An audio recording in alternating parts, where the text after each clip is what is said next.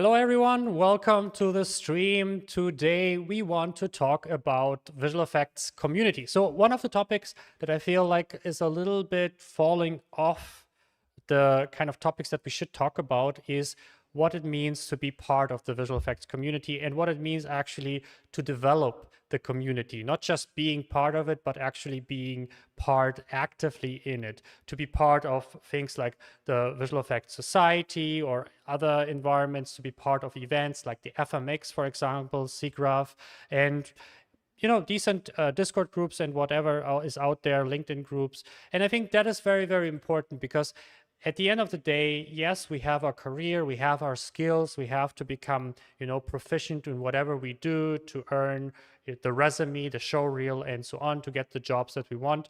But all of these is more than just all the skills that we have, all the vitamin B that we can get by recommending. There's a lot of questions, situation, moments that we can benefit from being part of the community of, smaller, bigger communities out there. So I think that is something we want to talk about today. What is the purpose of a community and how, kind of dive into something like that in visual effects, animation, and games. So let's do that and let's dive into visual effects communities. Welcome to my channel. Roll the intro.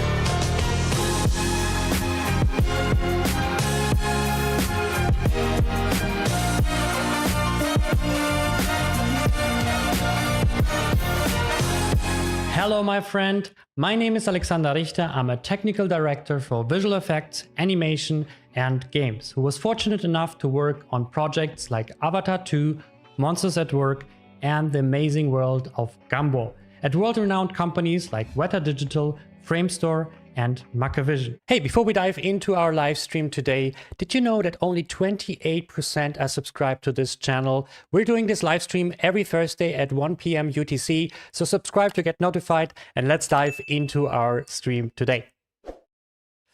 Okay, and we're back, and I'm actually here with Agon Ushaku, and he is someone I'm already know for a few years now. We were actually wondering where we know each other, but the thing is that where I know him from is being a CG Supervisor. That is the role that I met him in the last few years, and then recently he also became last year I think the chair for the VFX Society, and you were doing the Mega Brain and all the organizational stuff and so on, and you're still very, very, very active in the whole space of Visual Effects Society, communities, and so on and so forth. And I think that is really, really cool, and that's why I wanted to have you here. I want to thank you very much for joining me. Thank you for having me, Alex. And yeah, that's a really good point. We know us really not just quite a few years. I think there are several years, I would say. And academy and visual effects meetups and everything. And I'm really happy to be here with you and talk about some things that are very important for our industry. And that has nothing always to do from the beginning with technical skills or hard skills, but all what is important around to make them the others possible. So my name is Agon Ushaku. As Alex said, I am about 25, 27 years in industry, mostly in modeling, expert, depends, CAD or polygonal, or whatever you want, and you're person for that. And I was, of course, supervising my team in a lot of productions in the CG landscape, visual effects, and beyond visual effects, more for industrial and corporate things. And as Alex also said, many of you know me as a Visual Effects Society Germany chair, section chair, that I'm now in emeritus role. This year, I'm not anymore on board because those are the rules. And it's very good to see that others come on that role again, so that they continue with fresh ideas. But besides that, I am also the curator of Mega Brain Masterclasses, also Visual Effects Society, where all the things and everything that I started this to do internationally was because with one single goal, to share knowledge, experience, and communication with people from our industry, with fellows and everybody that is around.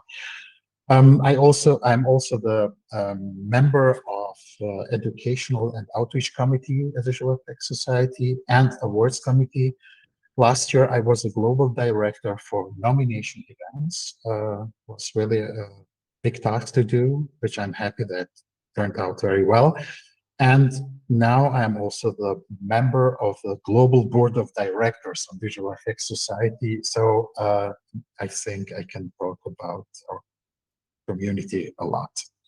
Yeah, I think before we dive into that, what would be interesting for me, what was the reason for you to become interested in that whole aspect? Like, not just being part of the visual effects community, which you are in a way that you are just working in it. I think that is what most people think when they think of community. Oh, I'm working in visual effects, so I'm part of the visual effects community.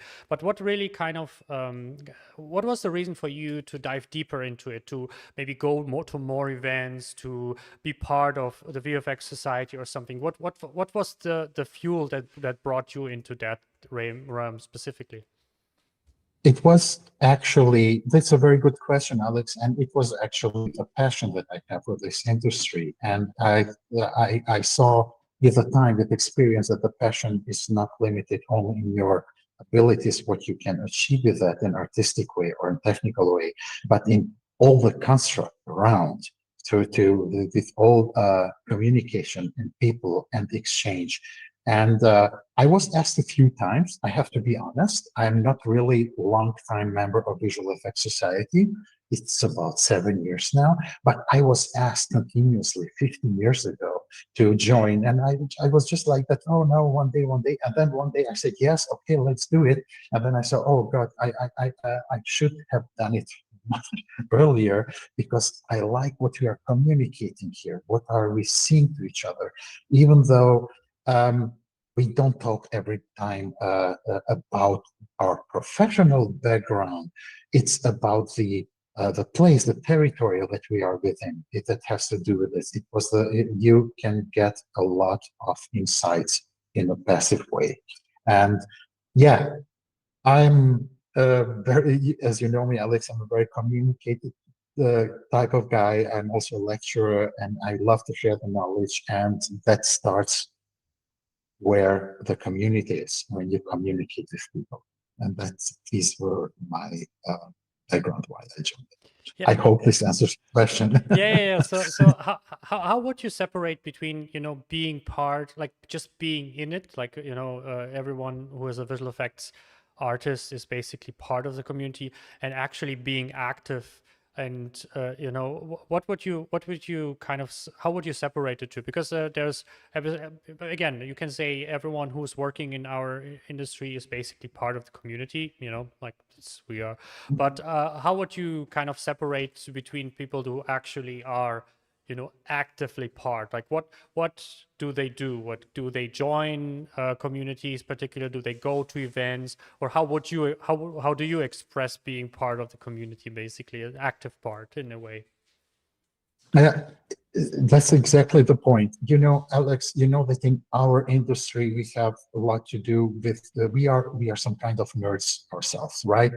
And we just used to deep dive in our work and everything, and maybe forget some other things that the communication with others can open our new other windows and thinking wise, or see a lot of things that we are working on professional every day from a different angle. And to see what the others are doing, not just to live in one thing that you are convinced it is good, but also to see how the world around us is working, and that is everything, everyone is working differently. We know from the results that we are seeing, especially in something like the awards event that we are doing at the Visual Effects Society, or the Oscars for visual effects. So I would say being professional is one thing, and knowing your craft is one thing, but the territory around it, the environment, when you are the product, your product is your artistry. It's very important when you build that up. And this environment is the community. I have one saying for our community.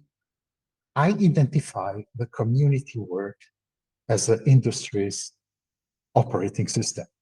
Community is industry OS, and where everything is working there, software and everything, and this is where things come together.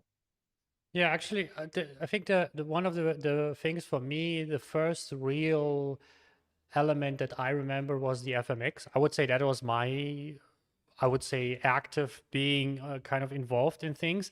And it actually also inspired something very important. So it was when I was studying media computer science, I was first time FMX. We did like a university trip, you know, I think like a 1 day or something like that. And there I saw the school kind of area where the school like promote their own courses and stuff.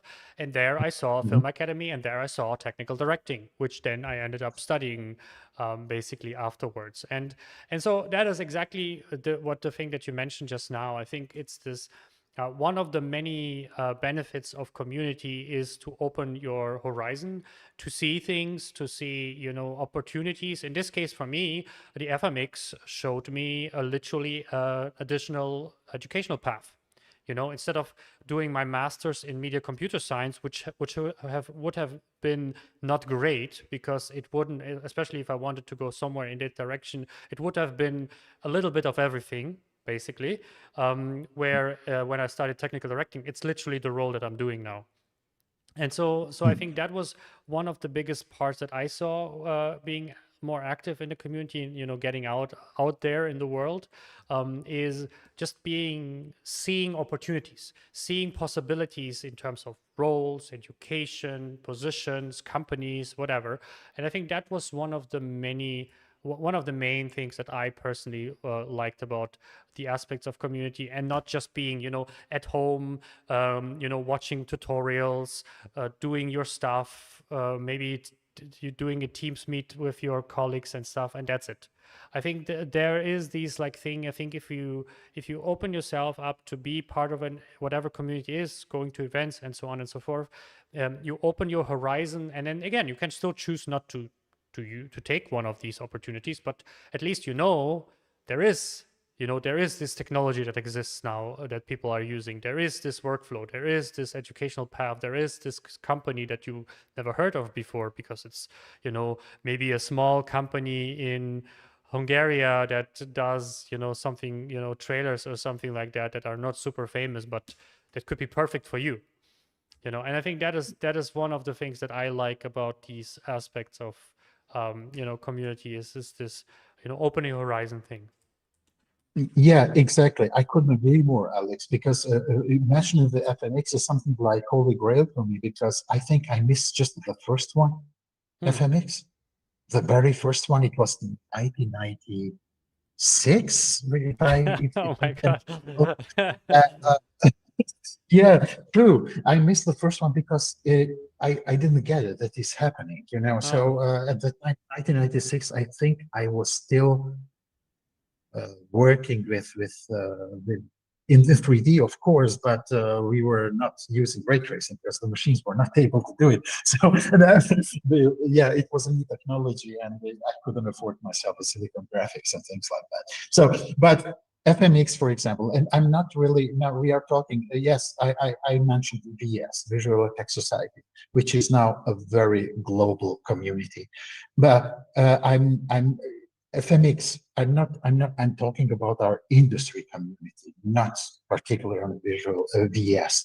I'm talking about FMX, I'm talking about SIGGRAPH, I'm talking about, do you remember we had earlier this Animando and then this Ars Electronica and a lot of other Yeah. events that, back then Autodesk and Discrete had their own road shows that happened like everywhere in Germany or in Europe, and we have NAB and everything else. This is exactly what you said. You go there, and speaking of FMX, my personal thing is, it was just that addition that I needed my professional life, because every time when I go to FMX, I am really like charging my batteries of motivation to do more and better and everything. So uh, it's strange. It still has the same effect, you know? and and that means that the community, when you come together and get something to know, and it's different if I watch you in the eyes, Alex, and we talk about some kind of things, than if it's just a setup call, you know, in online, or you read it somewhere. You know, in these days of really overdose on information that we are getting uh, through social media and everything, the community part of it, meeting together and having a direct, a little bit more closed, you know, room is more important than ever. Yes. Yeah, and I think also the other part is, the one inspiration, I think that you basically mentioned it. The other part is kind of checking with reality a little bit, because Yes. especially I think the last 2 years, I started to become. Alan McKay always says jaded, so became a little bit jaded to LinkedIn. I was always a big fan of it. I always promoted it as one of these social platforms that is also helpful to your career, and this is like your second resume kind of thing. And I mean, even we communicate over LinkedIn. But Yes. but at the Mhm. same time, the quality of the posts and the quality of the algorithm is absolutely, uh, bad at the moment. And so I think the It's problem is with for sure. especially with AI and political stuff and all this stuff that are completely unnecessary and not needed. And I think one of the aspects that you basically mentioned is you can check what is social media with some level of reality. I wouldn't say it's like 100% a reflection. Even on the FMX, people are promoting sometimes, and so on as a company or whatever. Even companies want say that they are a little bit more AI than they are and whatnot. But generally, if you grab a drink, especially with someone, then usually they will say what actually happens or not. And so I think what helps you with the communities also, the second thing is, besides widening your horizon, is actually understanding what's actually happening, versus the social media fakeness where people say, oh, like, here, look at what AI can do. In 2 years, no programmers are needed. In 1 year, no AI, no artists are needed, la la la, because here, look at this demo. And then you talk to people and they're like, yeah, we barely, yeah, we still use Photoshop and stuff. So I think that is really an interesting fact where if you're part of the community, you can basically kind of, this is the second point that I would say, you can basically rejudge what is actually working and what is not working. What is actually, what is being used and what is actually only the promo on LinkedIn and whatever, basically. Mm. Uh, True, very true, especially nowadays. You mentioned the AI is really something that we cannot avoid, and we should not, for sure, avoid listening and checking. Because with every technology shift and every technology change, automating things, starting from offline rendering to almost real-time renderings, and technologies that make this ability, virtual production, and everything else, it changed for good, for more content. And that's why I'm not going to keep now on this theme, but I'm going to say it is important to communicate more directly and see directly and have questions directly, have them answers directly on the spot, on the with community, to have this kind of passive mentoring. Because the community, I see community not only as industry, OS, I see it also as a mentor, Hmm. because mentor is about the whys, not about the hows. I'm it's the, and the you are getting some kind of mentoring by communicating with others, because every time that you communicate, you will know something for good or what not to do, actually what you was intending, and you say it was a bad direction or something, or you come to your own ideas. And yes, everything is changing. Social media is not that good for that. We are true, especially now. You know, also before AI content, everything that we saw was really like, is this really true? For example, I see these short videos, how to fix a model. Of course, I can fix in 3 steps a model if I prepare that model that can be fixed in 3 steps, because I know what I'm doing. So it's forged. It's not really a real life problem that you have with modeling. That it's and it's not, and that's the problem with tutorial, and not with really learning the background why it is the rule for modeling like that. And this is exactly where social media not really getting there. They are helping, of course, or for sure, but they cannot be the only source for doing your what you intended to do as an artist. Yeah. Yeah, the other 2 points I have definitely for that, what one of the other one is education, and the other one is motivation. And let's start with education, because you basically mentioned that. So on one side, we are in a time where YouTube is dominant, one of the biggest, basically one of the biggest watch. I think 13-15% or something of the world's watch time is YouTube or something like that. It's really pretty high. And so, and we have the access to all these tutorials. Like, we are definitely one of the industries that has a abandoned, like, there we are very tutorial hungry. Basically, I don't think I know any other industry that watches so many tutorials as we do. If I think about every other career, lawyer, doctor, whatever, no one is like watching like 10,000 hours of YouTube tutorials or whatnot. There's still more like reading books and whatnot, but I think we are a society of tutorials, basically. And so I think that is also an interesting thing at the moment. On one side, we made it through. I was also partially weak YouTube time when I was starting that. You probably opened the big books that a friend of mine who read the whole 3ds Max Autodesk book, basically, because there was not much else. Yeah, exactly, the thick one, because there was not much else there. There was no YouTube at that time when he started and whatever. So I think that is also they were like, not particularly good. These books were the only ones, and they were not really very good books at all. Yeah, I know it was from new readers. They were 3 books, and yeah, but that's another and they thing, were like of thick and course. a little bit like hard to read, like there's like more Yes. for sleeping than for really, so it's like a physics book. But and so I think there is this, like, we are also in this kind of double-sided Jekyll and Hyde situation. On one side, I think we have more access to knowledge, including with AI. On the other side, and including AI, the quality is hit and miss at the moment. I see a lot of, like, especially a lot of YouTubers become famous for in our particular area, but they're what they do is basically 10 minutes blah blah.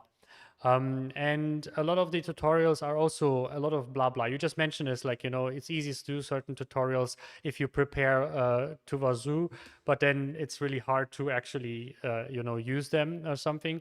And I think that is also a bit one of the aspects of where community can be helpful is community can guide you to better tutorials, for example, or typical recommendations, for example, is one of the things. When everyone says this is the best course, when everyone says this, should watch this video, there is a validity in this, especially if it's a community of experts. There's a highly likelihood that maybe that's actually good, and so I think that is, it's kind of a pre-filter.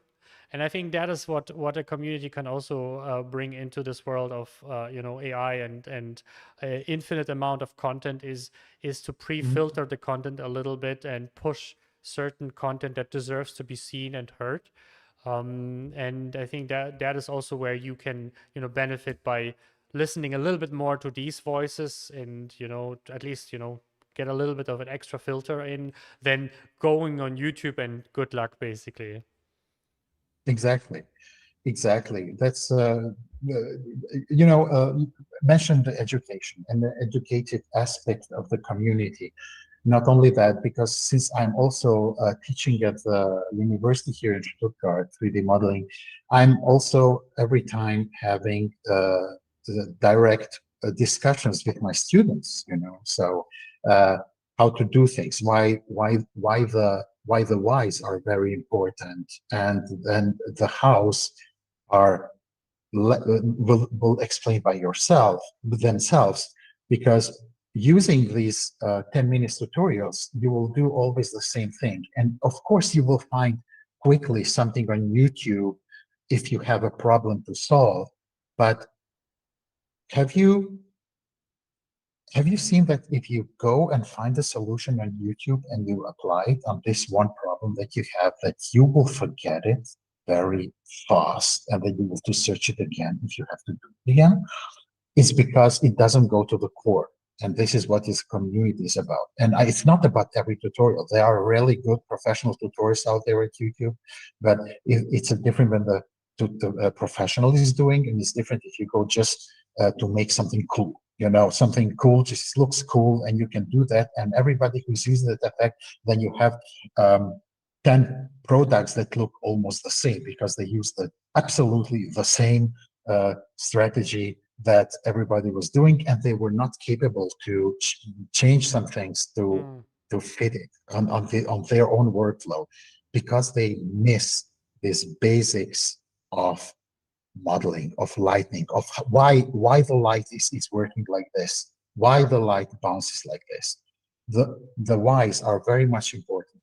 And these are when you get into the community. And this was also one of my initiative and motivations to bring with Mega Brains content that people show directly from production what they have done, what they have used, and what they changed during the work, and why they had to do some steps back because something didn't work. This is something that you have to give to the community. And for instance, if you do with community something open or live, like we're just right now, you can have questions. Like when I teach, they can ask me a question, I can answer them again. I can see this body language, if somebody is really feeling like lost in translation, and I can pick up from there and start this guy or this person to reorient, to find that way in what I'm explaining, what you'll never get from the YouTube, and the community is there. It's exactly offers the specialist thing. Yeah. Yeah, we in Germany we say mal nach Zahlen, paint after numbers. That is the thing Yeah. that makes your brain kind of like be, oh, I can do it if I know if you show me the numbers and the colors, but I cannot do it if I have to do it on a blank slate. And I think that is obviously the big problem. And yeah, I think that is something. You mentioned a point that I believe in the beginning you should do. If you learn a new skill, you should always be with a mentor or in a group.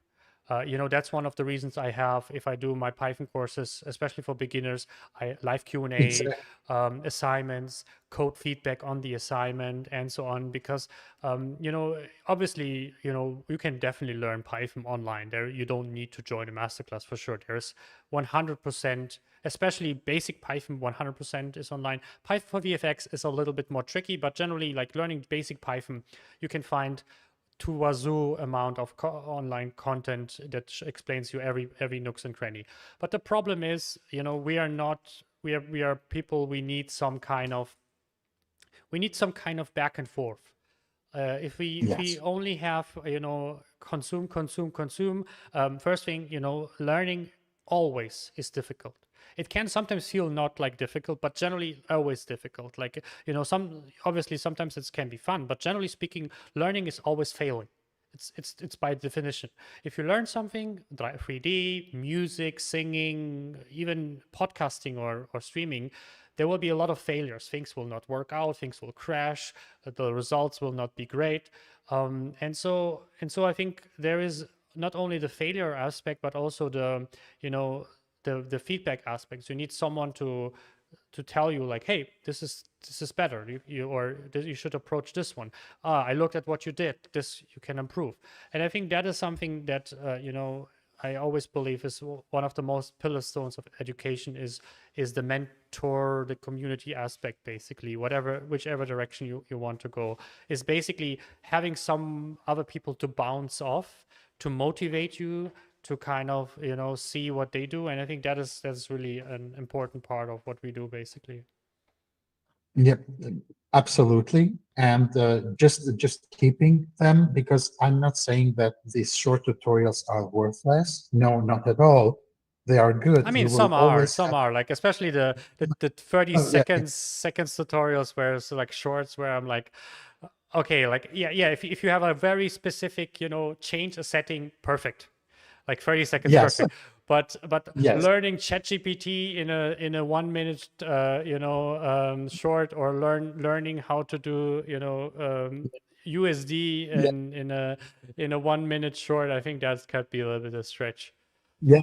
And this is exactly what I really wonder. The AI is just approaching our lives, the generative AI.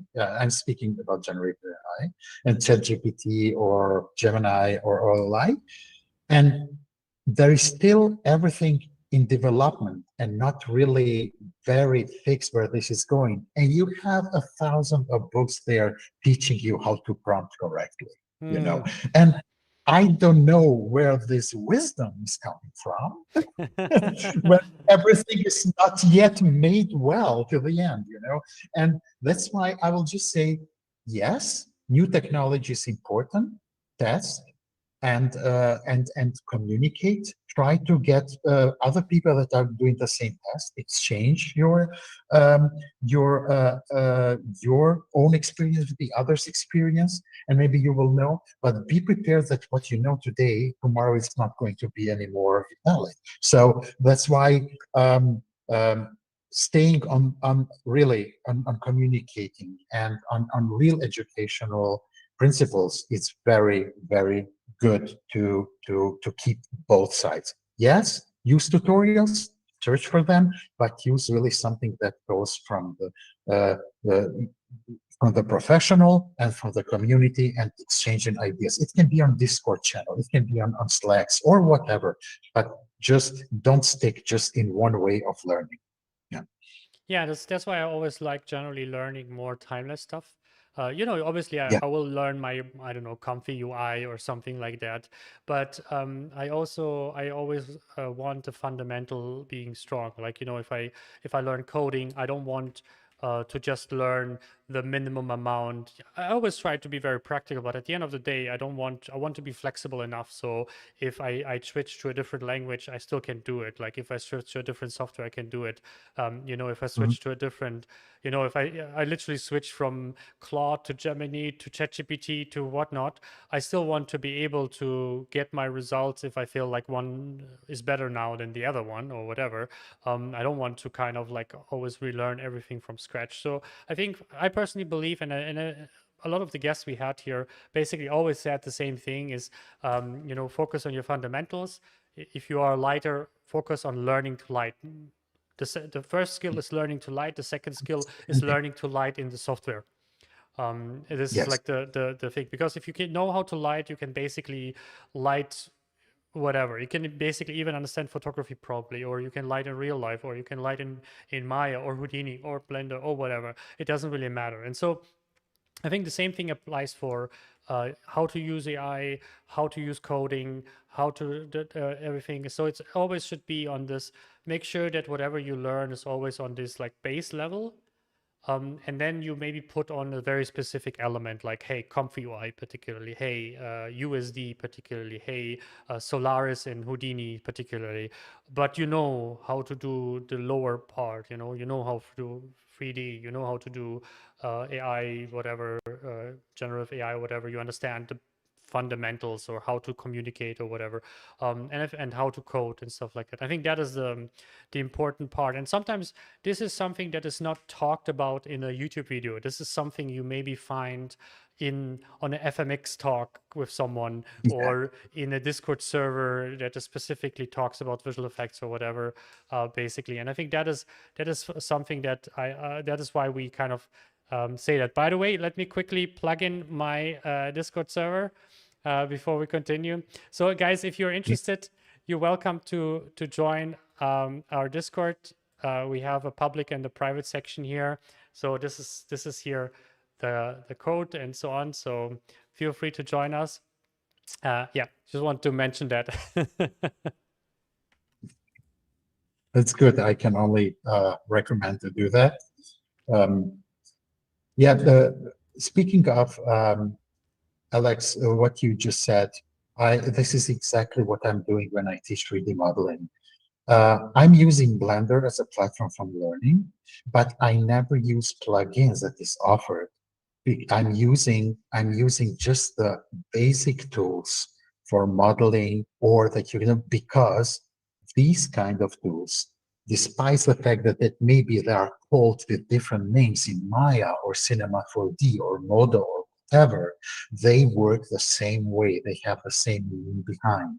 If I learn things to do just plugins and the short way, you will not be able to switch in different working environments. But if you learn the basics and the fundamentals, what is the polygon about, and how to do a edge crease without the crease function, which will not work if I do it at FX, or for example, if I use crease function at the Blender, and if I export it with USD or FBX, and I import it to 3D Studio Max, I will lose that crease function. That's why how to use it with edge loops, so I can simulate that I know that the crease will really function well. These are just the things that you have to know prior that you go to the automatic things.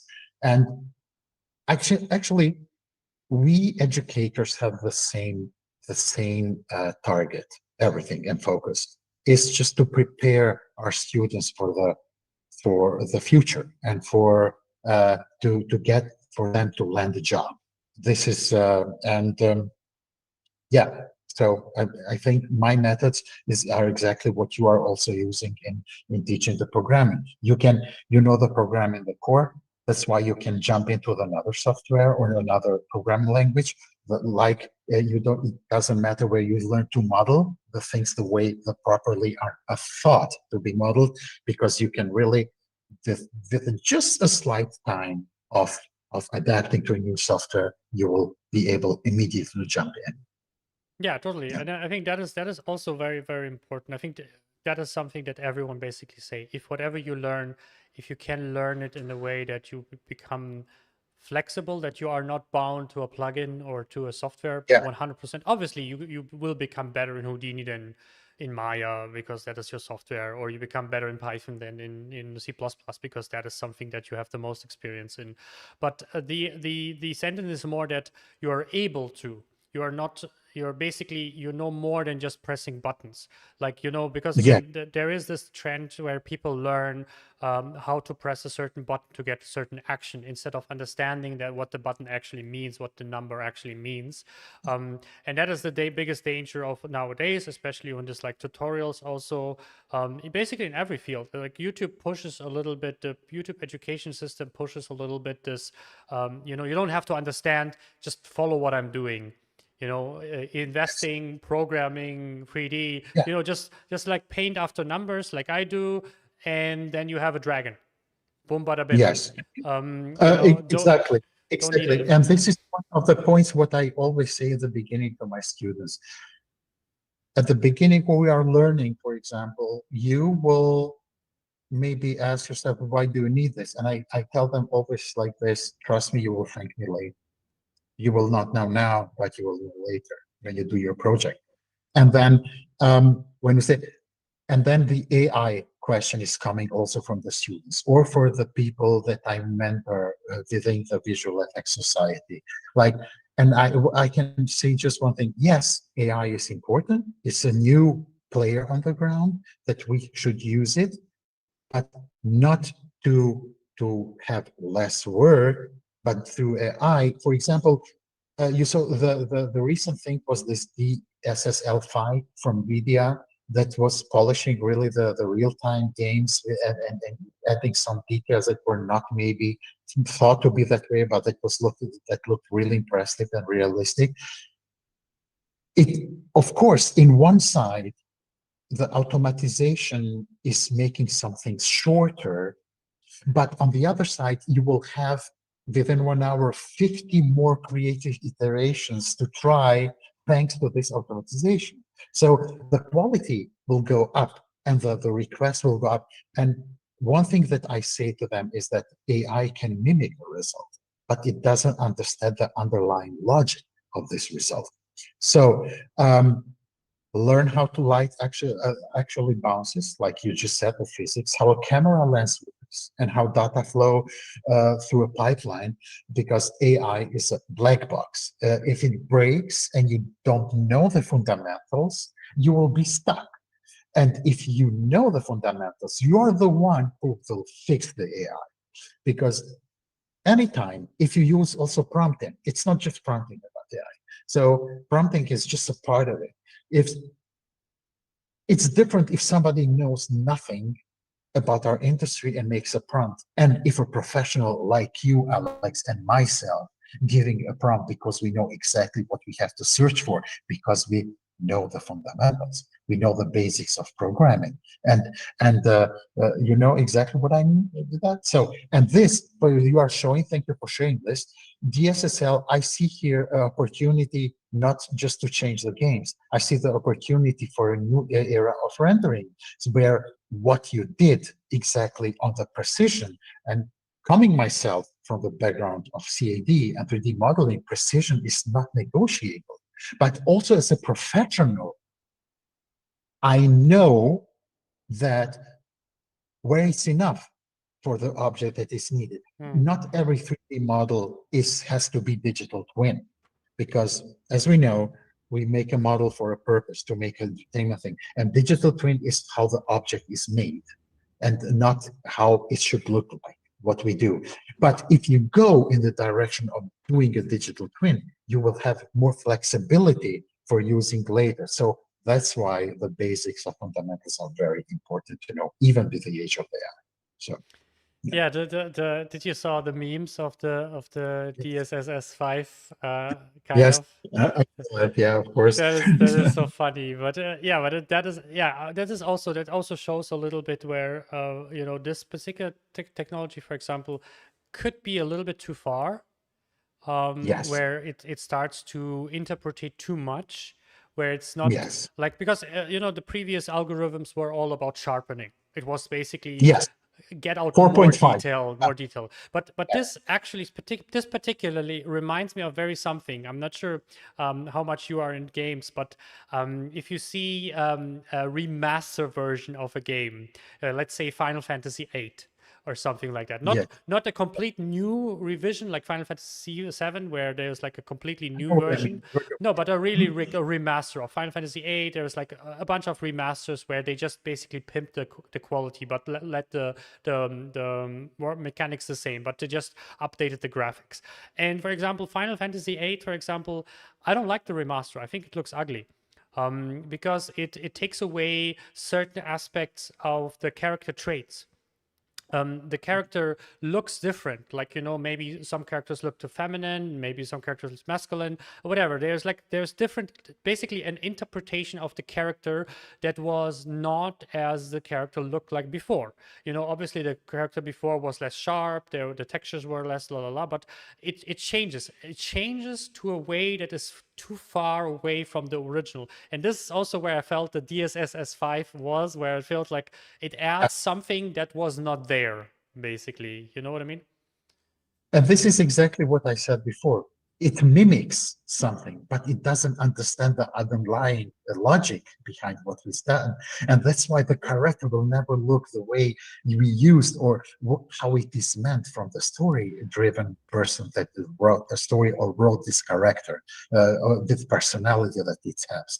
And yes, DSSL5 is there, but it's showing where the trip is going, because at SIGGRAPH, I was at last SIGGRAPH in Vancouver, and I saw the demo with one of the Blender versions of the DSSL 4.5.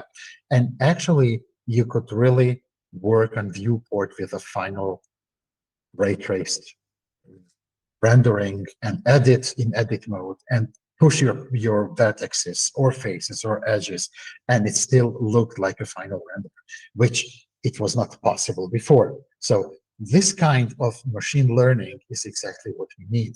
So our creativity has more time to use more iterations.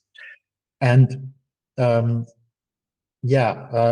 think there is still a way to go, and this will also result to have different results for things that we are doing, but it will also raise the quality that is needed in the future. It was always historically seen because I was there when the practical models, that was the first 3D models on the computer, and that was also annoying for some people that thought that's not the real thing. So but it turned out it's good. Tron It was needs time. like famously not included in the Oscars because it was computer-made movie making, which is basically cheating.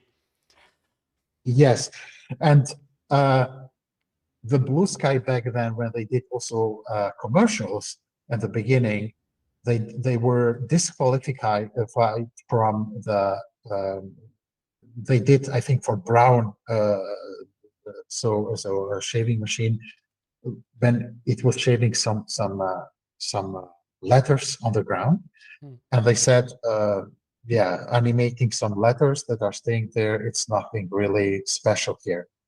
They missed that the Brown shaver was completely ray traced and in ray tracing quality, because as we know, the CG Studio, this was the first ray tracer ever that was programmed. That's the internal rendering engine that Blue Sky used before they switched to RenderMan, before they were closed by Disney. So that's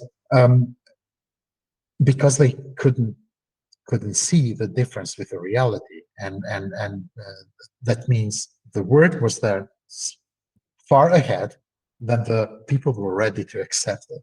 So I think we are having some similar experiences right now with some things that we have to adapt first in the way of thinking. Yeah. Partially, but I think the problem that I have with when I just saw the DSSS, it's a mouthful. They should call it something simpler. The DSSS5, for example, I think one of the things that I personally didn't like about it instantly was basically it's interpretational.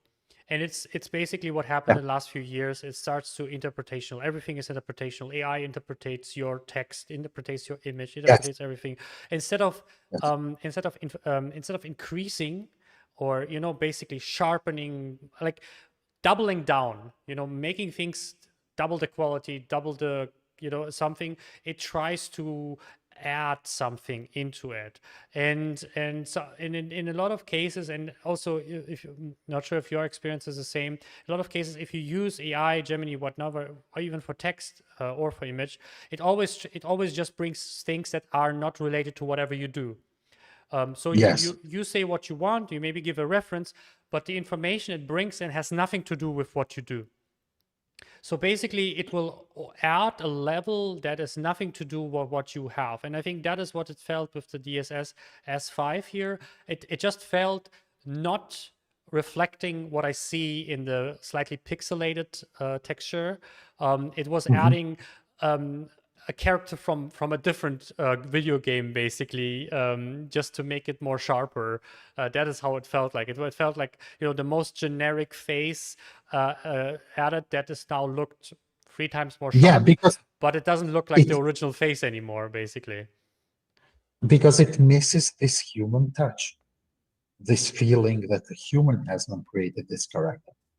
It cannot. It's not the human touch that I have the problem with. My problem is more that it doesn't use the background information enough, and it relies too heavily on outside information to get this new sharpening. Like for example, if you look about sharpening algorithm before, they were just training better and better, and they were using more information from the background to be more precise and more sharp and faster and so on. But this is basically an overlayer. It just takes a few information, some lighting, here's the face, there's the shape, it's a man, whatever, and then it it kind of adds outside information that has nothing to do with the environment, basically, to that. Basically, the most closest face that it can generate, basically. So it is basically, that's what I'm not biggest fan at. It's mediocreize everything a little bit. Everything is now like, if this will be applied to every character in the future, or everything in like video games or what 3D animation or whatever, all character will be slightly more the same, but it has to be by True. definition. You are seeing now the creations of also people that know how the filmmaking storytelling works, that are doing some tries with animated short movies that are doing in 5 days or something. All the characters and the movements of those, even these 2 or 3 people, has nothing to do with each other. They look similar. Yeah. They have thing, because it shows that these training data are coming from the same sources. And there is nothing new that is coming from that. There is exactly like you are saying, I don't want you to make this layer over what I'm doing. I want you just to help me make this texture sharper, that I don't have to do the bump map, for example. Yep. This is something, these are things that has to be controlled, So it's still this way the human thinks, and the AI is not learning from that. So it is just interpreting from the data that it's getting and trying to do something what it thinks in the AI. Maybe it doesn't think at all, but what it results from that research that was done in the background. It is getting better for sure, of course, and controllable, but it will always be this precision work that we need to do and that we know. And this is still very much missing in this workflow. But it feels like we are jumping from machine learning to AI, and just now it's like, what, it's like machine learning and making this sharper Yes. and higher quality too difficult. The algorithms slow down, and so what's easier? Just put a different face on it. It doesn't really matter. It's just put a face that has 8K resolution, Yeah. and that's it. Exactly. I feel that is how it feels like. Before everything was about trying to optimize, but now we are basically from optimization to just replace it. Just put something else on it. Like, it doesn't really matter. Something that looks average enough that could be replaceable, basically. And I think that is the step that I don't like. It's we averaging everything out, and I mean it also from asking Gemini to write your email, asking Gemini to write whatever, asking Gemini to generate an image, or whoever you use. We are mediocre everything a little bit. All the texts become mediocre, all the images become mediocre, whatever. And this is the same thing where I feel like even if this would be used in video games in the future, first thing, you will probably change the look of character if that is the way that will continue to go.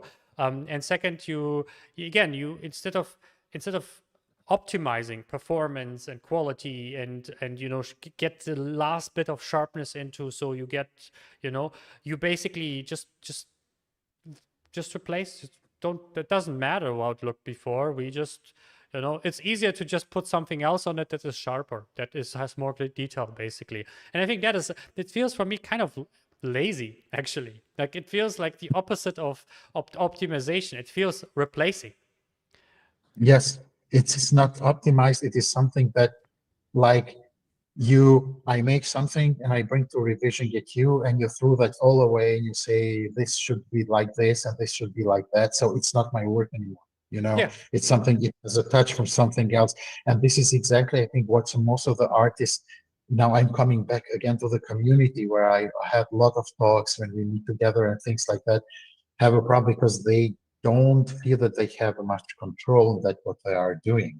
It's something like I'm implying you what to do, or I'm implying some ideas that it's really not coming from yourself, and then you have now to deal with different art of corrections or so just to achieve that. So it is changing for sure. I think that there are some elements that we can use from that, but just letting AI decide without your control what to do, exactly what to do, we will have these mediocre results. And I hope we will have more of these mediocre results in the future. You will say, why? Because as much as we have, we will all going to get sick and tired from seeing the same thing again. Nobody want to see that once again, you know. So it's and maybe try to do something more more specific and original and genuine, that like we used to do before. So yeah. Yeah, I have one last point for the community aspect. I think Yeah. my last point is motivation. One of the things, and I think you probably agree on that one, doing something like, it could be, I think the bigger one is if you go an event. I think it's always motivational to be in an event. Like going to FMX, I always found myself being like, it kind of, first it was tiresome, the whole event being there, you know, it's a lot of going around, la la la. But you come out of the event, like you have like some new energy for the year.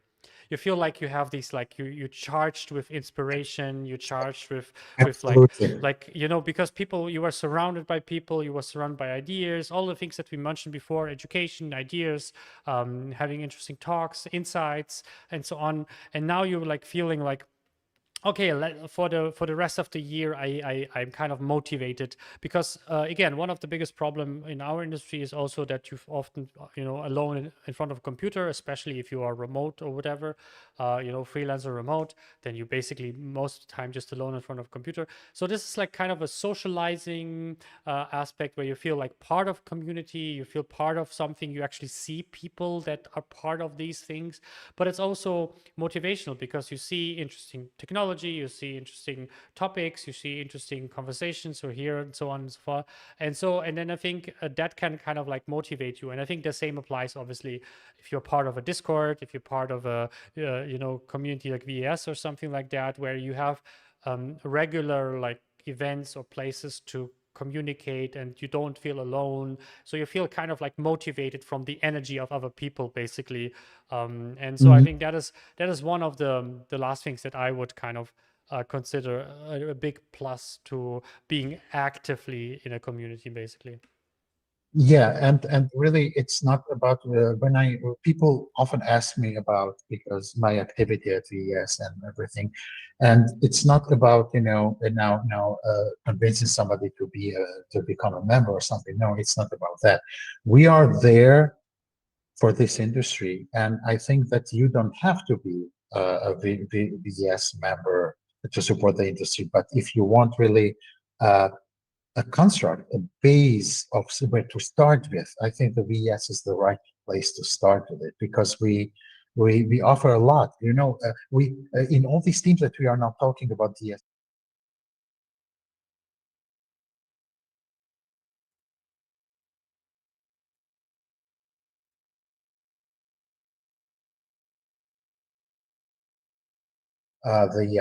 the architect that use the workers that do the job.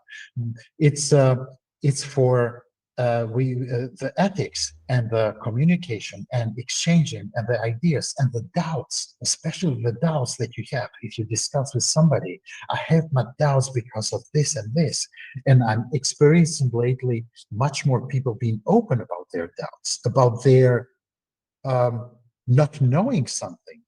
You know, Alex, we lived in and we are living in one age where um, admitting that you don't know something, it's very hard task to do, you know. But in an open community that is there to help, admitting that you don't know something and you want to know how it is, everybody will jump there and help you, because this day you will get help for somebody, and next day you will be able to help the next one in the community. And this is what the community is all about: sharing the knowledge, sharing the experience, and sharing everything else that makes us stronger to go through these times. Yeah. Yeah, I know that this is a big problem, but I never understood the problem of being afraid of not knowing something. I don't know where this comes from, because I always wondered, is it like a little bit of a German thing that we are just a little bit more resistant to it? That we are, I always say, we Germans, we hate to like come up as dumb, but we hate even more to come always as dumb. So we rather, ask the question now and come off as dumb now, but then we know it for later, than, always be the idiot in the room, kind of. At least that's my thing. And I really noticed that, like, different cultures deal with it extremely differently with, being, the idiot in the room of, being the one who asks the questions that seem to be obvious or something like that. I never understood this concept, because yes, I understand a little bit that, yeah, you don't want to be the idiot to ask the maybe obvious question that apparently everyone knows, but at the same time, I always, like, same thing, especially for my students, I was like, that's why you're here. Like, if you are, like, afraid, because some students actually told me, oh, I was like, hey, they didn't submit their assignments. Like, we have weekly assignments, and so they didn't submit the assignments, and I'm like, hey, why didn't you submit? Oh, I didn't get it. So I'm like, why didn't you ask? Like, we have a Discord group, 24/7. You can always ask there. Oh, I was like, it felt weird to ask, and kind of like judgment, basically. Yes. And I was Why like, is but that is exactly why you're here. Like, first thing, that basically that's yes. strangers, who cares. Second, that's literally that's why you're here. You are here to learn it. So, and other people as well. So it's not like you are the only one who doesn't know it, probably. So I'm always find it weird when, especially in a certain level of learning environment and stuff like that, where people are afraid to ask because they're afraid of, looking dumb. And I'm like, who cares? Like, I don't care if I'm looking dumb. I care if I know it. I don't really care. Like, I never cared about perception in that kind of level. Like, because who cares? Like, what does it change? Because at the end of the day, perception will not make you successful or not make you happy or whatever, basically. Because if you're perceived as you know your job, you will over time fail, because you will slowly, not know your job, because you were not able to learn and ask questions, basically. And what, to what cost? Let's watch now this what you are talking about. What we are talking about is not being able to admit that you don't know something in a working environment. So just for you not being able to say, I don't know how this is going, you can jeopardize the whole project. You can undermine the work of your colleagues because you are this one person there that doesn't want to do something because it doesn't know, and maybe it can get it just by asking. And this is exactly what I try to imply to my students. I say there are no dumb questions, there are only dumb answers. So that's why ask whatever you think once, twice, 3 times. That's why you are here, to learn something. I'm not expecting you to be professional at all. I'm expecting you to ask what is vertex. I'm expecting to ask why is the edge has just 2 vertices, because you were not really uh, listening to geometry classes in your school. I don't care about that. I'm here to recap that with you, and everything.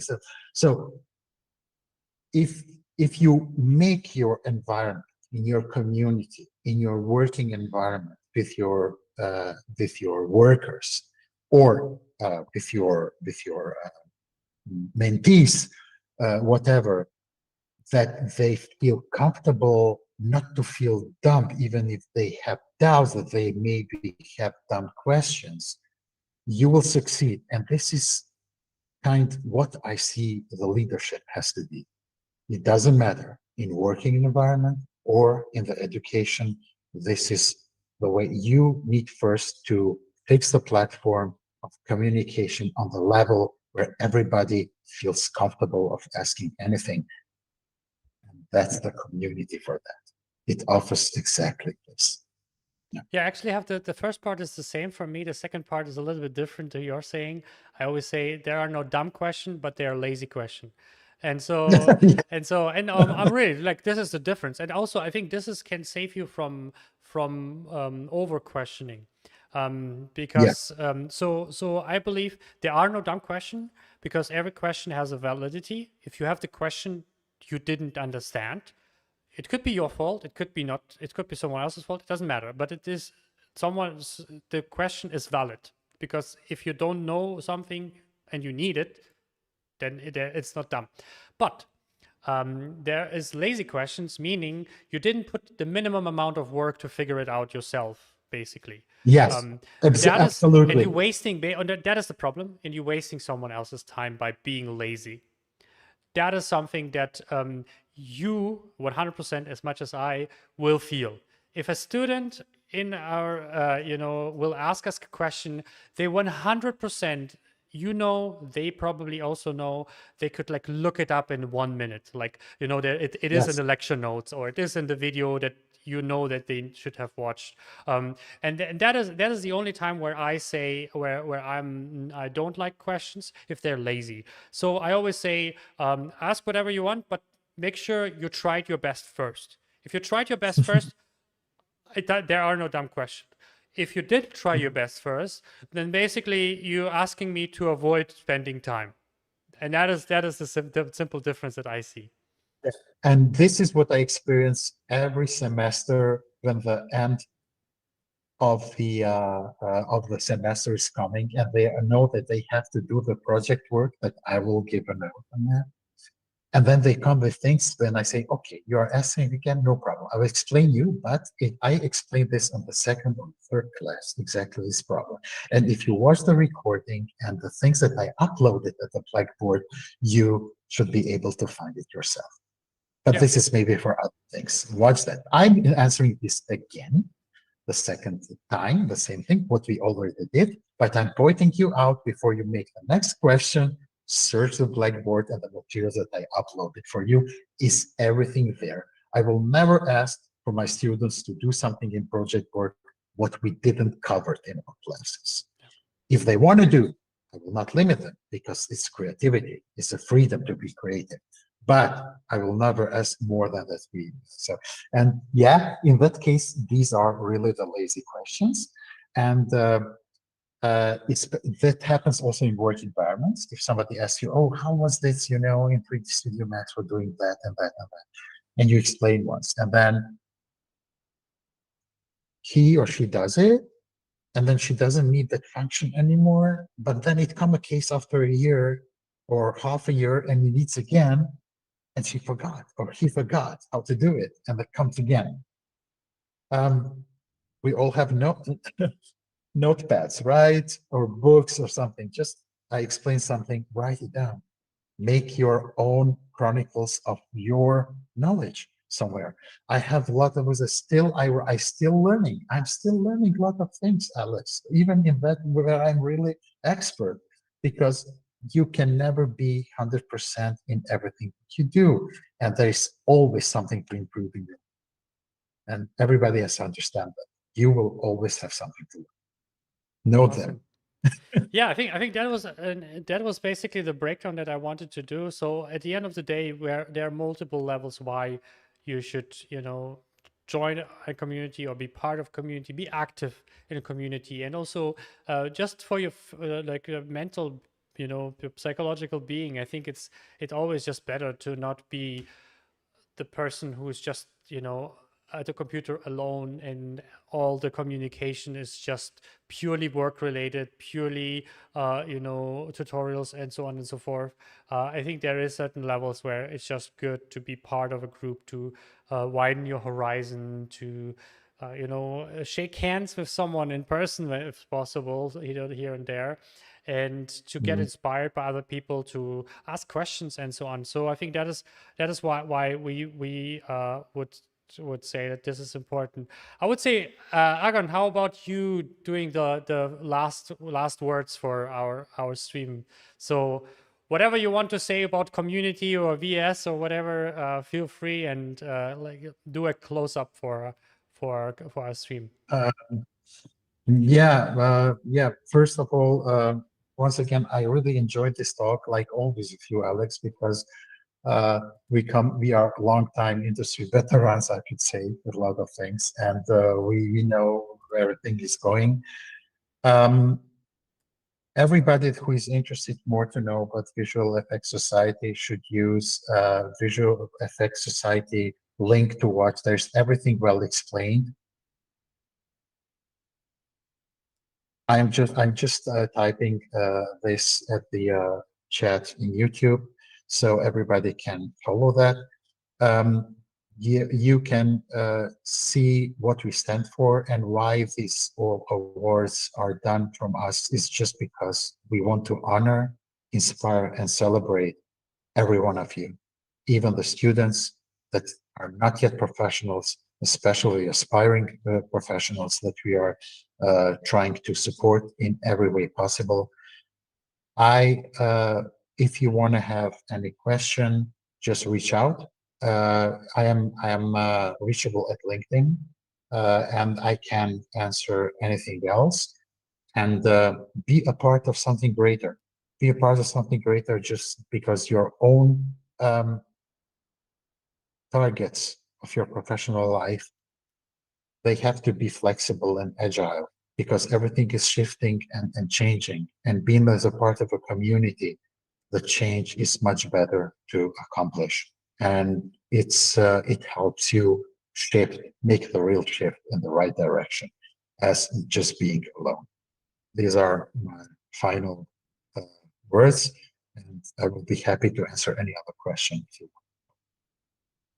Thank you very much. Thank you, Agon. Yeah, so guys, I highly recommend you to check out our group here. We have this one. If you're interested to be part of a community, you can join us. We are mostly technical artists, technical director. I know every kind of surrounding in that environment. You're welcome to join us. And one of the things I always recommend is, visit my website if you're interested to have more. We do this stream every week. We also teach Python courses, Python for Maya, 3ds Max, Houdini, Blender, and Nuke. And we do also advanced courses. And we do even Python Copilot, which means with AI assistant. So if you're interested in that, highly recommend you to join us as well there. Agon, thank you very much. It was a pleasure to have you. I think we also should maybe do a Blender thing or something. I was actually taking notes. I will not do it today, but I will. My note is saying Blender future ? In terms of the future of Blender as a free software, and I'm also did a Python for Blender recently, for example, where and I feel like this is starting to become an interesting software. So maybe that could be also an interesting thing of like what is the future of Blender in the industry, as because it has a lot of benefits, especially because it's community driven. The topic of today, it is open source, and it is also free, and I think that can open up like huge possibilities for everyone. But the big downsides, obviously, it is not embedded into visual effects. So if you learn Blender, you can have a little bit of transition issues when you join most companies, because most companies still use Maya, Houdini, 3ds Max, depending on what kind of environment you're going, commercial cinema 4D or something like that. Absolutely true. But now with USD starting to become the native format for every studio, I think the difference of having homogeneous pipelines only with Maya or only with 3D Studio, I think the days are counted. Everything the USD is for a reason there, so you can use a very hybrid pipelines, and this is where this is all going. And I think Blender is already playing a good role, especially, I don't know if you saw that's why I really support your idea for Blender, because as you saw, Framestore did a lot for how to train your dragon, the photoreal version, a lot of things, a lot of these dragons were made in Blender, also with book development and rendering and everything. So it's not quite that Blender is not implemented in these pipelines or workflows they're using. It is there, and people are using it. And not to mention that Netflix Animation is also producing things now with Blender. And Yeah, I think it has future, and I'm not saying that it's the only future, not at all. Every tool has its downs and upsides, but be open. This is also something I would like to give to everyone. I will not exchange Max for some things with Blender and vice versa, or with Maya, not at all. But we are here to implement them, to use the best of all in one single working environment. And I think that's the future of the visual effects and CG industry. Awesome. Thank you very much. You guys heard it. Maybe we do a Blender episode in the future. Is Blender the future for visual effects? Is one of the big players. We'll see. Thank you, Agon. It was a pleasure. And guys, if you have the opportunity, join our Discord.